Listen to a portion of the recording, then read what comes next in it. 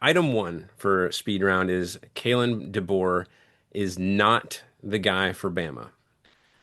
What do you guys think? I mean, we talked about it a little bit earlier, but like, what are your thoughts? It's been a much discussed topic in the past few days.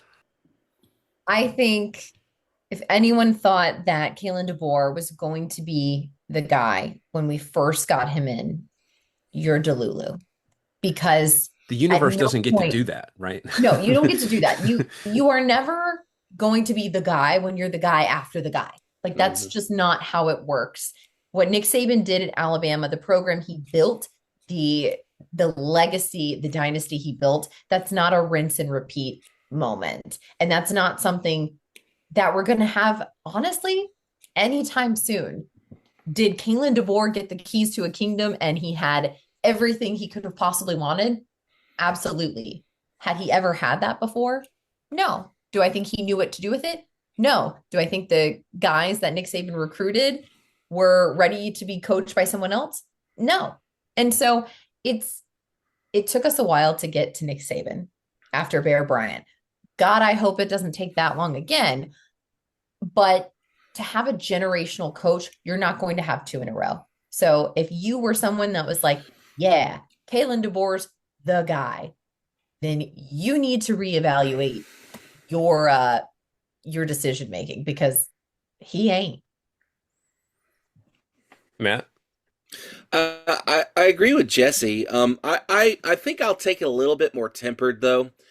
Let's look at the facts here. Kalen DeBoer's come in.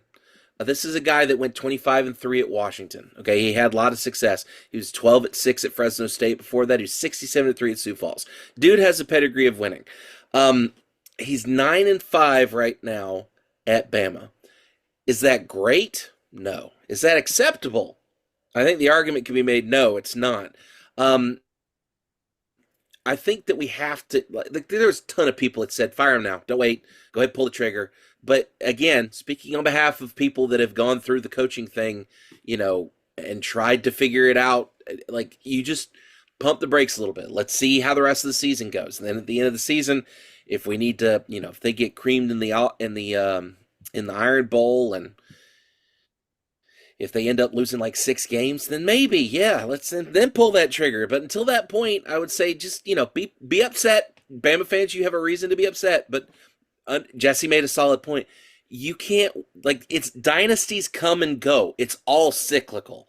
It's like one of my kids at school the other day. He was like, "When was Tennessee good?" I'm like, you must have not been around for most of the late 80s, early 90s, all the way up to the 2000s. Like, we were good for a really long time. You must not have been around in the 40s and 50s when we were good. You must not have been around during the 20s and 30s. Like, this stuff is cyclical. So you kind of have to be you got to kind of temper your expectations a little bit. So, yes, do you have a right to be upset? Of course you do. You're paying money. This is your team. You want them to be successful. But I'm telling you right now, if you're competitive and you're in the mix, you don't need to throw the baby out with the bathwater. Tennessee did that with a lot of situations, and it just led to dang near 2 decades worth of frustration and awfulness. You don't want Look to at do that. Auburn. In Auburn, same Hmm. thing. They ran off Gus Malzahn, who was in. It had Auburn pretty much in the mix every Who can beat year. Bama? Um, Clearly, yeah. wherever. Yeah. Look at LSU. LSU did the same thing. They ran off Les Miles, and then they did have a little bit of success with Coach O. But then they ran him off 2 years after, and now they're still trying to figure out their stuff with Brian Kelly. The thing is, I'm trying to make everybody understand the Saban effect on college football has gotten us to the point where we're expecting national championships every time you fart. And I'm sorry, that's not how the real world works. You have to kind of just roll with it and see where you end up. In fact, there's going to be a lot of people that are probably calling for his head at the end of the season if he loses 6 games.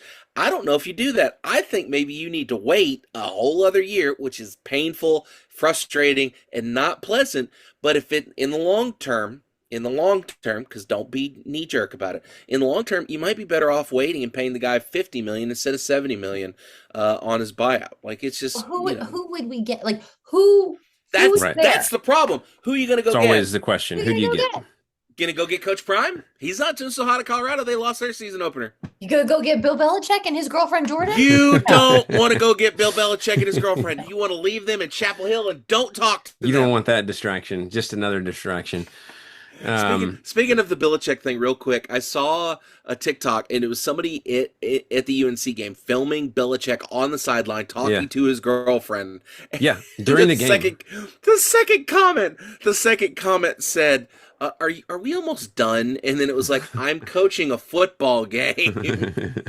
The best was the Can game we day. go Like now?" someone made a sign and it said Air Jordan. And it was literally an outline of Bill and his girlfriend at the beach where he was like propping her up and she was doing like a yoga pose like on his feet.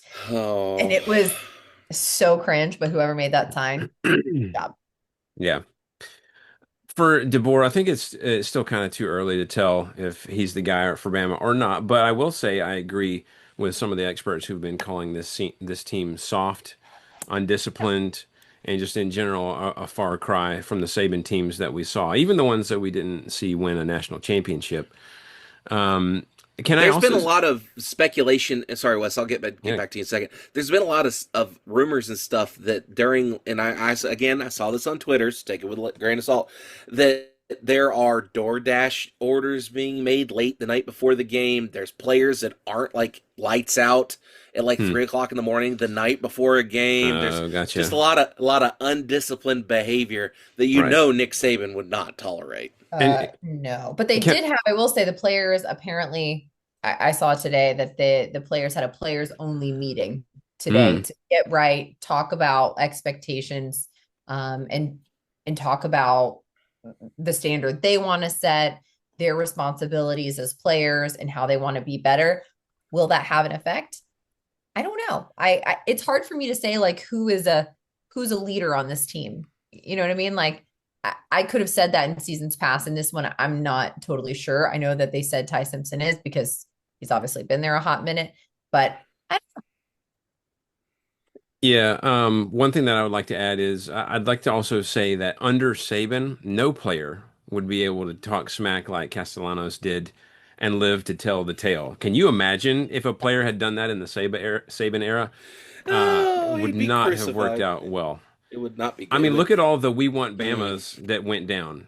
It just wasn't the thing to do. So something just doesn't feel right about it. But the fact is, Saban's not coming out of retirement, so they're going to have to either figure out that something does feel right and pay that big buyout, or make the current situation work somehow. So I think it might be more the latter for now.